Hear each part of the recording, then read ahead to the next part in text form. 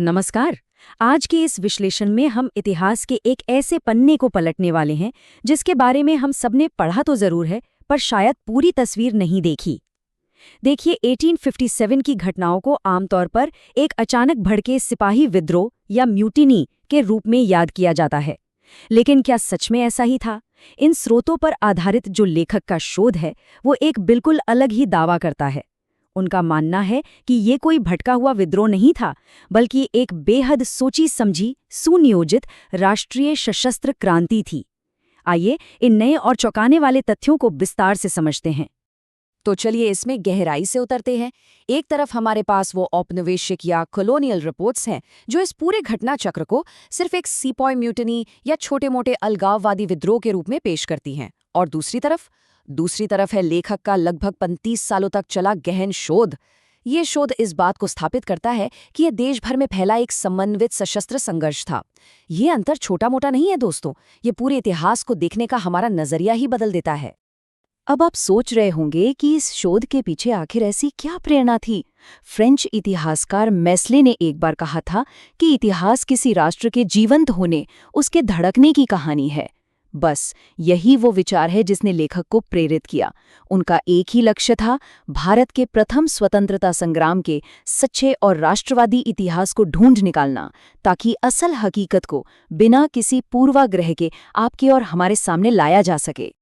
आगे बढ़ते हैं हमारे पहले मुख्य हिस्से की तरफ। खंड 1, प्रमाणों की खोज यानी द एविडेंस ट्रेल। आखिर लेखक ने इस पूरी कहानी की कड़ियां जोड़ी कैसे?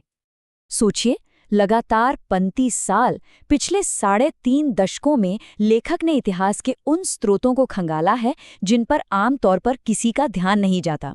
चट्टानों और गुफाओं की दीवारों पर उकेरी गई पुरानी लिपियों को पढ़ना, प्राचीन पारिवारिक परंपराओं और वंशावलियों को समझना, ईस्ट इंडिया कंपनी के पुराभिलेखों और विक्टोरिया मेमोरियल के आर्काइव्स की धूल फांकना, और ऐसे ही सैकड़ों ऐतिहासिक स्थलों का चप्पा छप्पा छान मारना। इन सबका एक ही मकसद था, अंग्रेजों की लिखी किताबों से बाहर निकलकर एक सच्ची जमीनी तस्वीर पेश करना। अब इन स्रोतों से एक बात तो बिल्कुल साफ हो जाती है, 1857 की क्रांति कोई एक रात का गुस्सा नहीं थी। इस महासंघर्ष के बीज दशकों पहले ही बो दिए गए थे। अगर हम ध्यान दें तो 1831 का कोल विद्रोह और फिर 1853 का संथाल विद्रोह दर्शाता है कि पूरे देश में अंग्रेजी हुकूमत के खिलाफ आक्रोश अंदर ही अंदर उबल रहा था। यही लंबा राष्ट्रीय असंतोष आगे चलकर 1857 की उस व्यापक सशस्त्र क्रांति के रूप में फूट पड़ा। चलिए अब आते हैं खंड 2 पर, रणनीतिक महानायक यानी द स्ट्रेटेजिक मास्टरमाइंड। इस पूरे व्यापक अभियान के पीछे आखिर वो कौन सा कुशल दिमाग था? आइए देखते हैं। अब इस स्लाइड के बारे में जो बात सबसे रोचक है वो ये है कि यहाँ सिर्फ एक आंकड़ा है, 80। ये कोई आम संख्या नहीं है, ये आयु है वीर कुंवर सिंह की। हाँ, 80 वर्ष, एक ऐसी ढलती उम्र में जब लोग आम तौर पर आराम करना चाहते हैं। इस क्रांतिकारी महानायक ने एक अत्यंत विशाल सैन्य अभियान का नेतृत्व किया। लेखक के शोध में उनके इस अदम्य साहस को इस पूरी क्रांति की सबसे असाधारण कड़ी माना गया है। और अब इस दूसरे आंकड़े पर गौर करिए, 2500। ये वो दूरी है किलोमीटर में जो वीर कुंवर सिंह की सेना ने लगातार चलते हुए तय की। सोचकर ही रोंगटे खड़े हो जाते हैं ना। 19वीं सदी में बिना किसी आधुनिक सुविधा के इतना लंबा सैन्य अभियान, बिहार से शुरू होकर उत्तर प्रदेश, बुंदेलखंड और उसके आगे तक का सफर दर्शाता है कि इस क्रांति का पैमाना और इन लोगों की हिम्मत सचमुच स्तंभित कर देने वाली थी। लेकिन कहानी में एक और जबरदस्त ट्विस्ट है। स्रोतों से मिली जानकारी के मुताबिक 1857 से ठीक 11 साल पहले 1844-46 के सोनेपुर मेले के दौरान ही इस क्रांति का गुप्त ब्लूप्रिंट तैयार होना शुरू हो गया था। मेला तो बस एक बहाना था। असल में यहाँ राजा, जमींदार, व्यापारी और किसान मिलकर एक भयानक क्रांति की गुप्त रणनीतियां बना रहे थे। ये इस बात का पुख्ता प्रमाण है कि तैयारियां कितने पहले से और कितनी बारीकी से चल रही थी। आइए आगे बढ़ते हैं और देखते हैं कि आगे कैसे जुड़ता है। खंड 3, वैश्विक कूटनीतिक संबंध यानी अनकवरिंग ग्लोबल डिप्लोमैटिक टाइज। ये मत सोचिए कि ये लड़ाई सिर्फ देश की सरहदों के अंदर चल रही थी, और ये बेहतरीन ढंग से दर्शाता है उस दौर की कठिनाइयों को।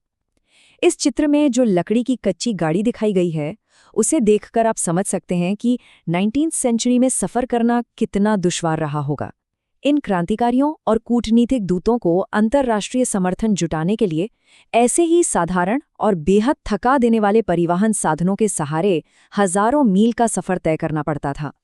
इस लंबे और खतरनाक सफर का एक रोंगटे खड़े कर देने वाला उदाहरण है मिशन टू मॉस्को। सही सुना आपने, मॉस्को। आर्काइव्स में ऐसे दस्तावेज मिले हैं जो बताते हैं कि 1859 में भारतीय शासकों ने रूस से अंतर्राष्ट्रीय मदद मांगने का बड़ा फैसला लिया था। राव राजा तुलस सिंह बहादुर ने इस अत्यंत जोखिम भरी यात्रा की कमान संभाली और वो अपने साथ मारवाड़, बीकानेर और जयपुर के शासकों के गुप्त पत्र लेकर सीधे रशियन जार से सैन्य सहायता मांगने निकल पड़े थे।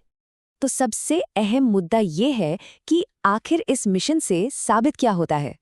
लेखक कहते हैं कि ये अंतर्राष्ट्रीय प्रयास उस छोटी मोटी सिपाही म्यूटने वाली धारणा की धज्जियां उड़ा देता है। इस ग्लोबल कूटनीतिक रणनीति से साफ है कि क्रांतिकारियों की योजना बहुत व्यापक थी और इसमें मध्य एशिया में रूसी सेना की आवाजाही के सहारे एक बड़ा सैन्य गठजोड़ बनाने की उम्मीद शामिल थी। ये सच में एक मास्टर स्ट्रोक था। आइए आते हैं अपने आखिरी और निर्णायक हिस्से पर। खंड 4, भारत के स्वतंत्रता संग्राम का पुनर्वर्गीकरण, रीक्लासिफाइंग इंडियाज फ्रीडम स्ट्रगल। इस पूरे 35 साल के शोध का निचोड़ एक ही लक्ष्य पर आकर टिकता है, अंग्रेजों के उस औपनिवेशिक नजरिए को चुनौती देना जिसमें हमारे संघर्ष को कमतर आंका गया। लेखक के मुताबिक ये पूरा दौर अपनी संस्कृति, अपने गौरव और अपने सच्चे इतिहास की पुनर्स्थापना का एक विशाल प्रयास था। ये हमारा प्रथम सशस्त्र क्रांति संग्राम था जो पूरी राष्ट्रीय एकजुटता के साथ लड़ा गया था। तो इस बेहद रोचक विश्लेषण के अंत में हमारे और आपके लिए एक बड़ा सवाल सामने आता है। अगर सिर्फ प्राथमिक स्रोतों और पुराने शिलालेखों को नए सिरे से पढ़ने पर 1857 का पूरा इतिहास इतना बदल सकता है, तो ऐसी और कितनी ऐतिहासिक घटनाएं हैं जिन्हें शायद हमने अभी तक सही नजरिए से देखा ही नहीं। ये सोचने पर जरूर मजबूर करता है ना? आज के इस विश्लेषण में मेरे साथ जुड़ने के लिए आपका बहुत बहुत धन्यवाद।